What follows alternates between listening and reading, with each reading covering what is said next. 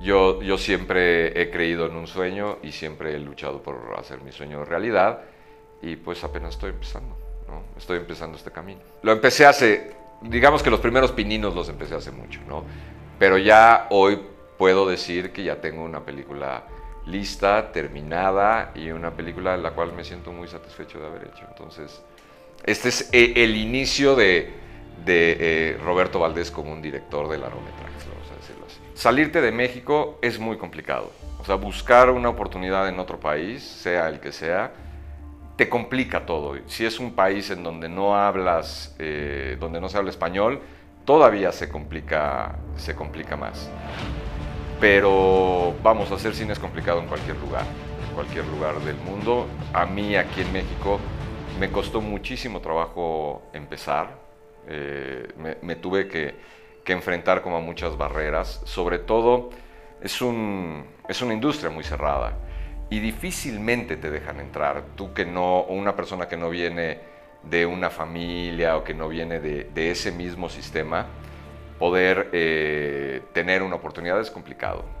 Entonces yo realmente encontré esa oportunidad fuera de México y sí, claro que me complicó muchas cosas más, pero pues al final de cuentas yo creo que como todo en la vida es tener fe en que lo puedes hacer, seguir trabajando todos los días para poder lograrlo y no dejarte vencer, ¿no? Por las circunstancias.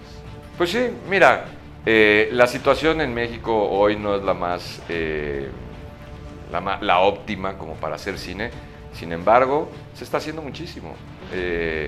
Las productoras están ocupadas, tú hablas con uno y tienen trabajo aquí, tienen trabajo allá. Entonces sí se están haciendo muchas cosas, ¿no? Series de televisión, inclusive locaciones para películas extranjeras. O sea, sí hay muchísima actividad de producción en México.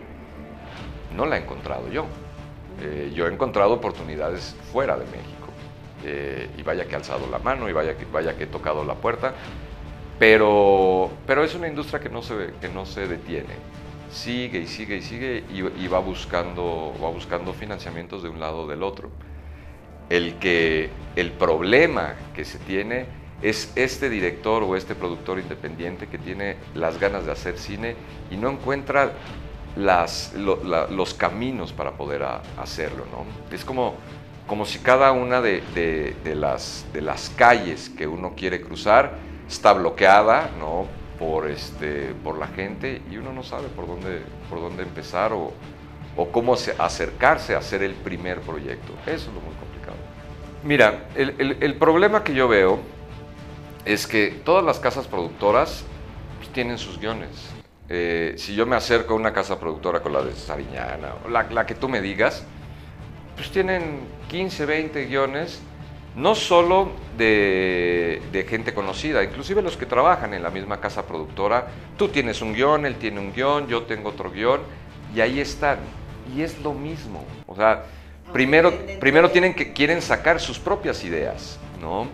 Afuera hay N cantidad de guionistas frescos, nuevos, con ideas. A lo mejor no tienen esa estructura perfecta para escribir el guión como alguien que ya puede tener muchísimos guiones escritos, pero vaya que hay historias nuevas.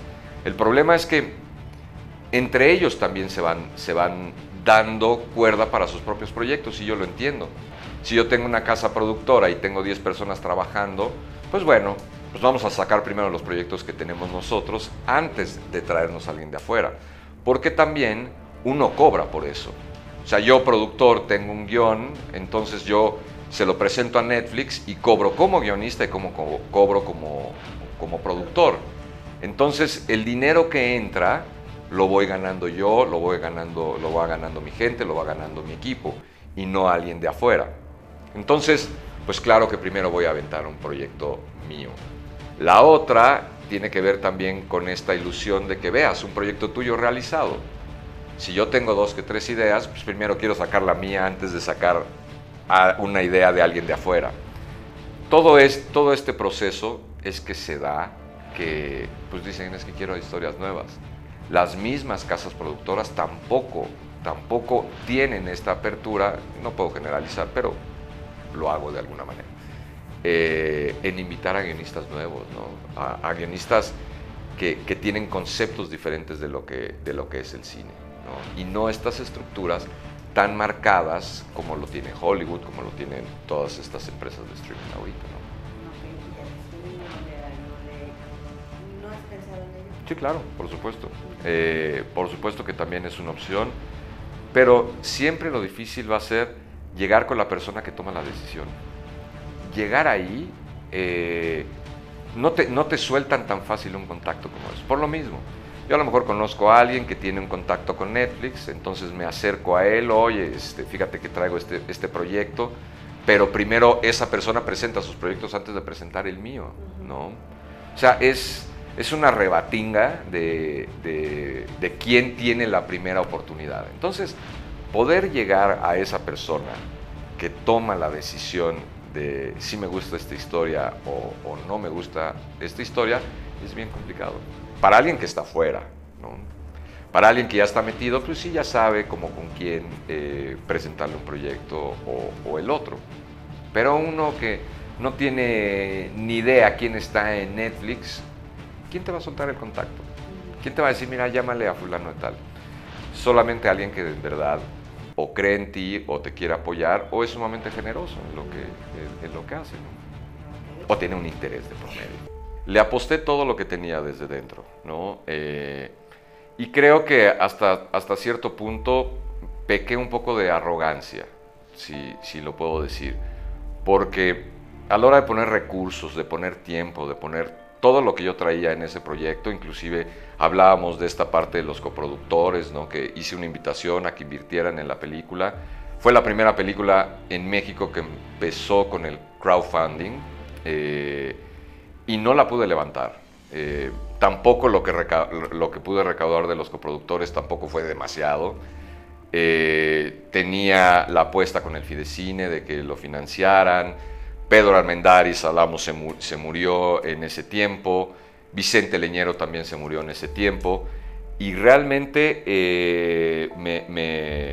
se me complicó la vida. Entonces me estaba divorciando en ese momento, mi empresa estaba en crisis y yo al final de cuentas entré en una crisis terrible.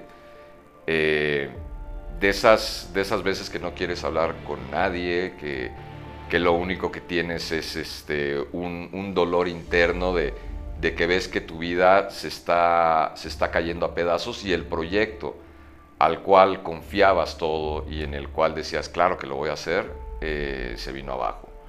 Entonces sí fue un momento bien complicado de mi vida, pero pues todos los momentos malos pasan, ¿no? Aunque en ese momento lo único que ves es que el fondo del mar es más profundo de lo que tú pensabas, pues al final de cuentas tiene que pasar y tienes que ser bien honesto contigo, ¿no? De qué es lo que quieres en la vida y qué es lo que quieres hacer. Y no dejarte vencer. El peor enemigo eres tú, ¿no? Cuando sientes que has fracasado, cuando sientes que la vida no te está sonriendo, vamos, ni siquiera una pequeña sonrisa, ¿no? Que te haga, sí, el mejor aliado que tienes eres tú, ¿no? Y el peor enemigo que tienes eres tú. Entonces, yo lo que creo es que tienes que llorar todo lo que tienes que llorar, tienes que soltar todo lo que tienes que soltar y volver a empezar, ¿no? Y volver a empezar de cero, y así empecé realizando el segundo guión, ¿no? Cuando pude dejar desde dentro de mi mente, empecé con el segundo guión. Desde dentro es un proyecto que tengo todavía en mente, hacer en algún momento. Inclusive he platicado con algunos de los coproductores que invirtieron $1, 100 pesos o 1000 pesos en aquel proyecto, y yo lo que les digo es, el proyecto no lo he cerrado. O sea, el proyecto, si entras a Facebook, sigue la página de los coproductores, no he cerrado absolutamente nada. Inclusive hice una adaptación de Desde Dentro para una serie de televisión, para buscar también otra puerta, a ver si por medio de una serie se podía hacer. Estando en Italia hice una adaptación de Desde Dentro para que en vez de las momias de Guanajuato fueran las momias de Palermo. En fin, le estoy buscando como opciones. Entonces no es No es un guión, no es un proyecto que esté enterrado, es un proyecto que sigo buscando la manera de hacerlo. Todos estos años que yo he escrito guiones, uno tiene que estar como muy concentrado desde que empieza a escribirlo hasta que lo termina. Una vez que digo ya el guión ya lo acabé, lo hago a un lado y me pongo a escribir o me pongo a hacer otro proyecto. O sea, es difícil retomarlo, no lo sé, después de un año, después de 2 años, normalmente no hago eso, ¿no? Lo escribo y lo pongo en un cajón o empiezo a tratar de venderlo, de moverlo, etcétera, etcétera. Entonces, cuando llega la idea de The Dream Fisher, pues obviamente todos estos guiones siguen estando en mi lista de proyectos, siguen estando en mi carpeta, ¿no? Para presentarlos y ver la manera de producirlos, pero el foco está como en el nuevo guión, no está en el nuevo proyecto, ¿no? Soy una persona así. Arranco un proyecto y todo mi tiempo y toda mi vida y todo mi pensamiento va sobre ese proyecto.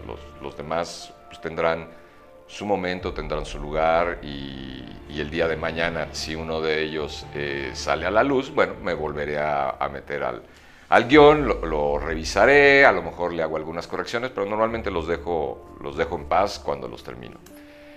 El costo de la película sí fueron 2,5 millones de pesos. Más que tener el guión y decir este proyecto cuesta tanto, fue al revés. Fue cuánto tenemos y qué puedo hacer con la historia que tengo. Entonces, como yo también soy productor de la película, el reto era poder ajustar la historia al presupuesto que se tenía y poderla empatar de una manera que luzca. Desde que yo estaba en el mundo de la publicidad, uno piensa que el dinero que se está gastando o que se está invirtiendo, ya sea en un anuncio o en algún proyecto, tiene que verse en la pantalla. Entonces, si tú gastas 1 millón de pesos o gastas 5 millones o gastas 200 millones, tiene que verse más costoso. Y eso te lleva a hacer decisiones pues inteligentes de locaciones, de actores, negociaciones, etcétera, para que la película o el comercial luzca lo más posible independientemente del presupuesto. Y lo otro que me preguntaba sobre Venecia, efectivamente mi objetivo es que la película estrene en el Festival de Cine de Venecia, por muchas razones, ¿no? Hay hasta razones sentimentales, ¿no? Hasta razones de negocios, que le conviene a la película estrenar en el Festival de Cine de Venecia, que ya es dentro de un par de meses. Pues sí y no. Yo lo que digo es que está llena de anécdotas de mi vida, pero no la considero una película autobiográfica. De entrada el personaje es un italiano, digo yo soy mexicano, ¿no? Empezando por ahí. Pero sí tiene que ver algo con mi vida, ¿no? De hecho también en el momento que la escribí, fue un momento muy particular en donde yo estaba recordando muchas anécdotas que tenía de la infancia, de la adolescencia, y esto de alguna manera me inspiró a escribirla, pero no es autobiográfica como tal. Sí está inspirada en algunas anécdotas, pero no la considero autobiográfica. A diferencia de otros guiones, yo lo escribí primero los diálogos, sin que me importaran las locaciones. Escribí todos los diálogos de la historia y ya después iba incorporando las locaciones, conforme él me iba mandando pues las opciones que teníamos por allá. De la misma manera me iba mandando la fotografía de un amigo o un actor que podía platicar con él, y yo así, estando allá, iba haciendo el casting. Cuando llego a Castiglione del Lago, después de mi curso en Lituania, pues empiezo a tener obviamente acercamiento con los actores y a ver la manera de hacer la película, que inicialmente yo la quería hacer en inglés, toda la película completamente en inglés. Pero cuando hice la primera lectura con los actores, obviamente yo platicaba con los actores a ver si sabían inglés, si lo pronunciaban bien, etc. Pero cuando hicimos la primera lectura ya todos los actores, me di cuenta que el inglés de todos era muy diferente. Uno tenía un acento más inglés, otro tenía un acento más americano, otro tenía un acento italiano, y entonces era un desastre.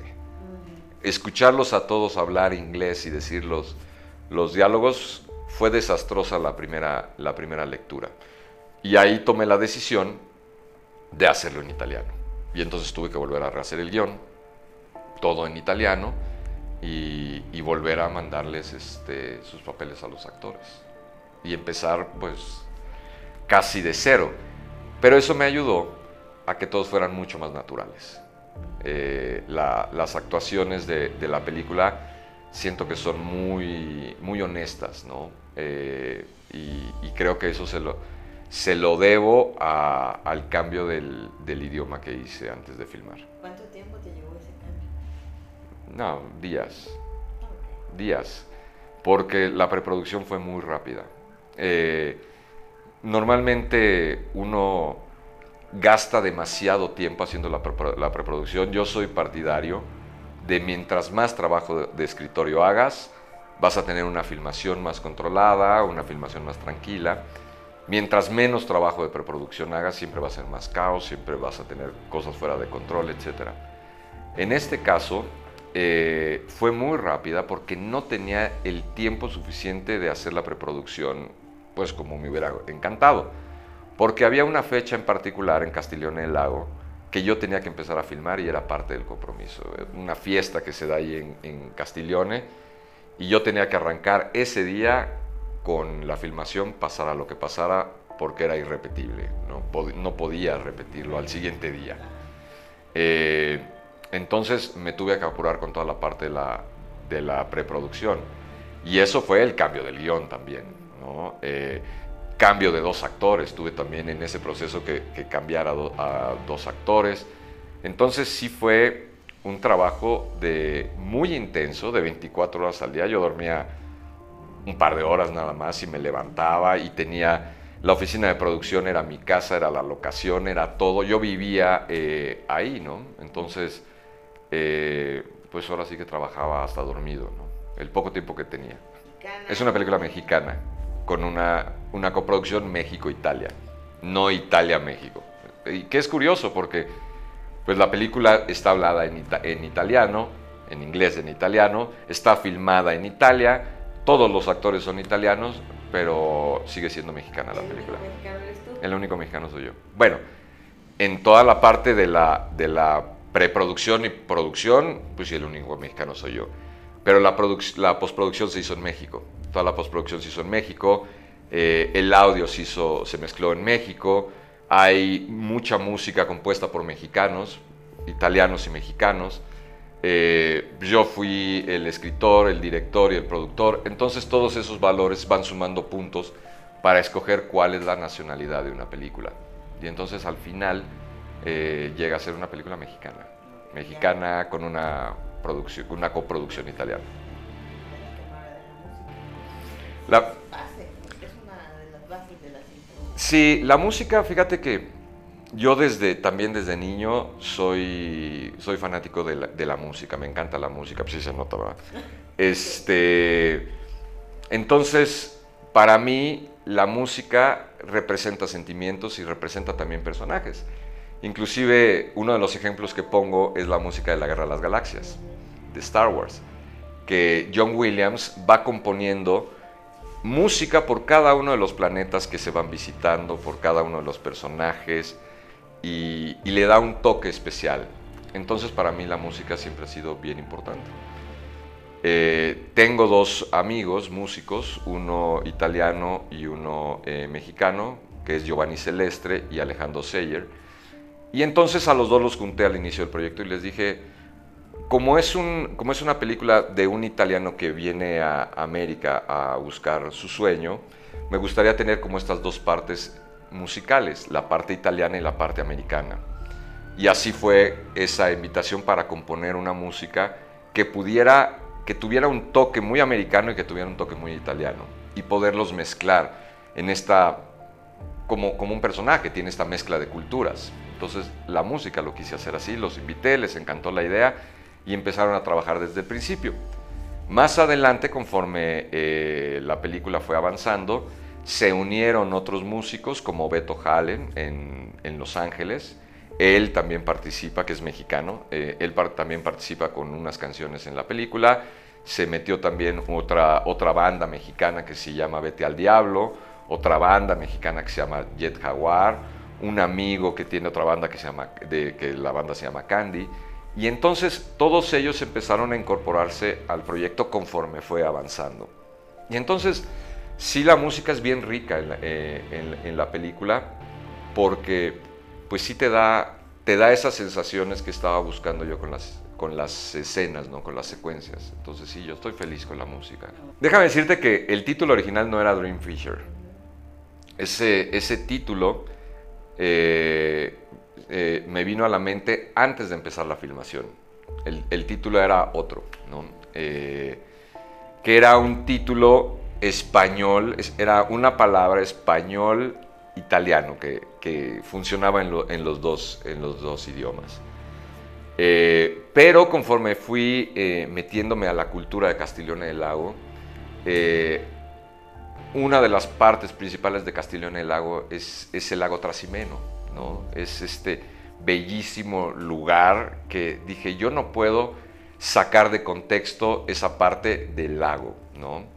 Y entonces, pues yo veía las mañanas a los pescadores, ¿no? Que sacaban sus redes, se ponían a recolectar todos estos mariscos, ¿no? Todo esto. Y me encantó el título de The Dream Fisher. Creo que pudo juntar como el sentido del personaje principal, ¿no? Al final de cuentas es un pescador de sueños, ¿no? Él lo que busca en la vida es lograr el sueño que siempre ha tenido. Y entonces el hecho de luchar o de buscar un sueño en este lugar que es un lago precioso, el ponerle pescador en vez de cazador o en vez de algo, creo que cerraba la pinza como muy bonito con el objetivo del personaje.